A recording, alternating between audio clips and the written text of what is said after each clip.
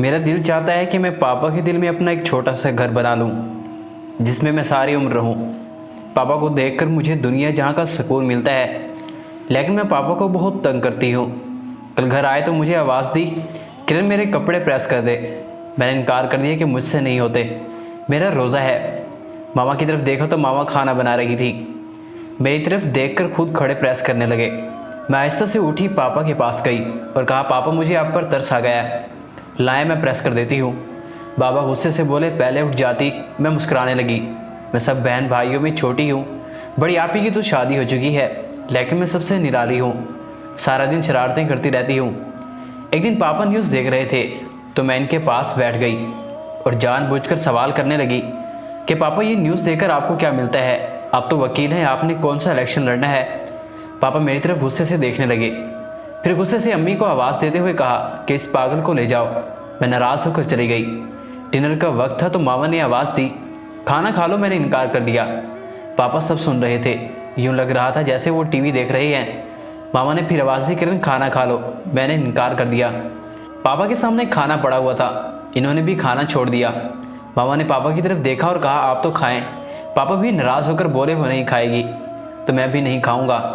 आधे घंटे तक मैं भी जिद करके बैठी रही और मैं ये भी जानती हूँ कि पापा से भूख बर्दाश्त नहीं होती। मामा दूसरे कमरे में जाकर लेट गई। पापा टीवी देखते देखते सो गए। मैं पापा के पास गई, पापा के पैरों पर सर रख कर बैठ गई। मेरी आंखों से आंसू निकल रहे थे। इतने में पापा की आंख खुल गई। जल्दी से उठे और कहा, मेरी शहजादी को क्या हुआ?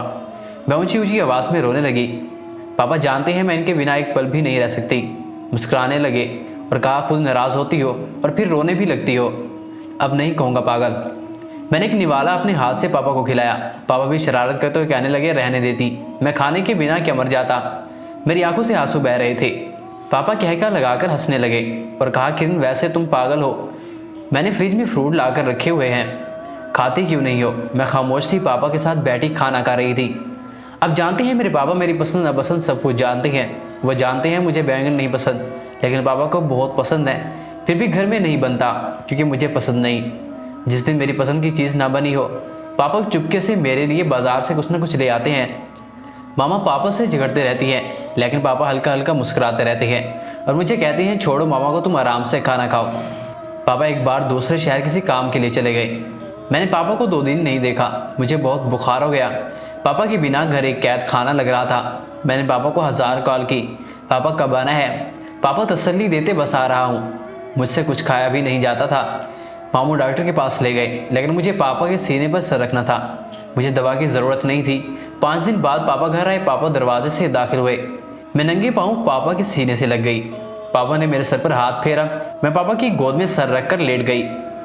पापा की गोद में सर रखना था कि शाम तक मेरा बुखार उतर गया। मैं बिल्कुल ठीक हो गई। मैं अक्सर क्या करती हूँ, जब कभी पापा को दबा रही हूँ तो पापा सो जाते हैं। मैं चुपके से पापा के पैरों को चूम लेती हूँ। मेरा मुंह मीठा हो जाता है। पापा अब बूढ़े हो चुके हैं। कल मामा किचन में चिकन फ्राई कर रही थी। मैं किचन में गई, सोचा मामा की कुछ मदद करवा दूँ, लेकिन मुझे अजीब सा कुछ महसूस हुआ। मुझे उल्टी आने लगी और मेरा सर चकराने लगा। मामा ने कहा, अपने कमरे में जाओ। कमरे में गई तो पापा जाए नमाज पर बैठे तिलावत कर रहे थे। मैं पास जाकर बेड पर लेट गई। पापा ने ऐनक नीचे करके मेरी तरफ देखा, फिर डांटने लगे, क्या ज़रूरत थी किचन में जाने की? तुम्हें सुकून नहीं आता? जब देखो अपनी मनमानी करती रहती हो। मैं खामोश से लेटी रही। फिर कुछ लम्हे बाद बोली, पापा मुझे पेप्सी पीनी है। पापा को कोई तिलावत में बुलाए, इनको अच्छा नहीं लगता। मैं बार बार कह रही थी, पापा मुझे पेप्सी ला कर दें। इफ्तारी को थोड़ा टाइम रह गया था और साथ मुझे उल्टी भी आ रही थी। पापा ने कुरान मजीद बंद किया। गुस्से से बोले, किन किसी की बात मान लिया करो, एक तो उल्टी आ रही है और ऊपर से पेप्सी पीनी है, चुप करके लेट जाओ। और मैं लेट गई। जब पापा ने कुरान पढ़ लिया तो मेरे पास आए, मेरे चेहरे से चादर हटाई और मेरे सर पर फूंक मारी। मेरे सीने में ठंडक पड़ गई। पापा ने मेरे सर पर हाथ रखा और कहा, अच्छा मैं जाता हूँ और पेप्सी ले आता हूँ। मैं पापा की जानिब देखने लगी। मेरा दिल चाहता है कि मैं पापा को मोहब्बत कहकर पुकारा करूँ।